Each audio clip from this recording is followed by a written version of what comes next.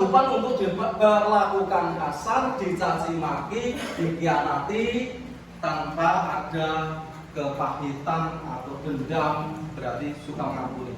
Lalu kesanggupan untuk menjadi miskin tanpa ada keluhan, kesanggupan untuk menjadi kaya tanpa ketamakan, kesanggupan untuk mengasihi tanpa pamrih walaupun orang lain itu jahat, kesanggupan untuk tidak dikenal tanpa ada rasa kasihan terhadap diri sendiri, kesanggupan untuk berjalan dalam kegurusan di tengah dunia yang rusak.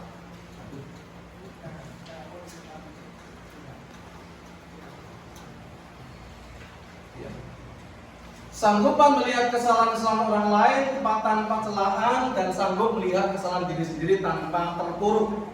Kesanggupan untuk rendah hati di tengah-tengah sanjungan orang banyak, kesanggupan untuk rela berkorban demi pelayanan, kesanggupan untuk dapat dipercaya khususnya dalam memegang kuasa jabatan, kesanggupan untuk peduli kepada mereka yang lemah dan menegakkan keadilan, kesanggupan untuk tidak membeda-bedakan satu dengan yang lain.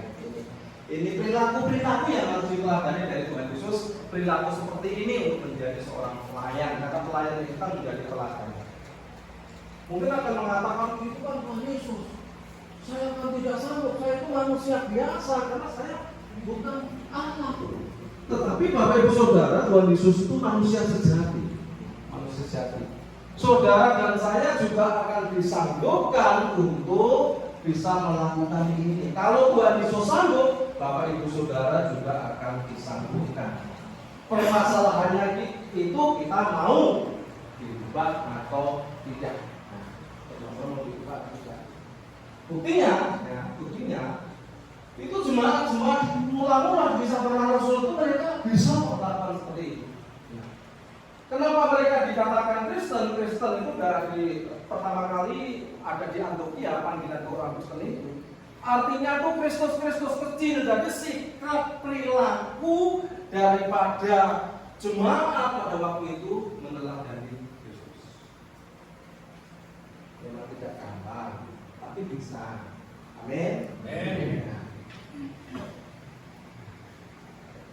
Maka kita dibutuhkan spiritualitas yang baik. Kata spiritualitas berasal dari bahasa Latin, kata spiritus yang berarti roh.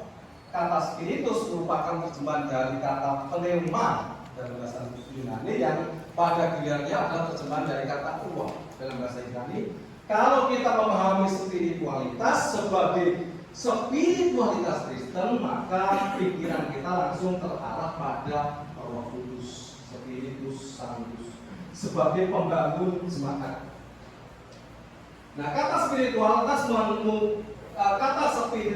baru muncul untuk pertama kalinya pada abad ke-5. Pada waktu itu artinya hidup di dalam roh.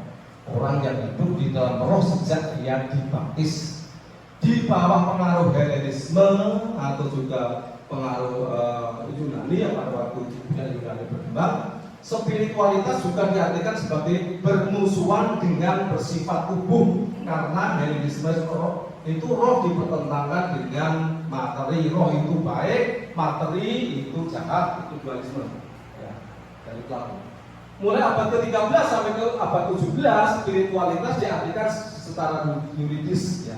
Dalam rangka ini artinya adalah kelas rohaniawan, kehakiman rohani dan juga urusan-urusan yang bersifat rohani dan gerejawi. Jadi ada orang rohaniawan dan orang awam gitu ya. Secara ini seperti ini. Pada abad ke-17 ditemukan untuk suatu kebangkitan rohani di dunia barat. Spiritualitas mulai dipakai untuk menggambarkan hubungan afektif batin dengan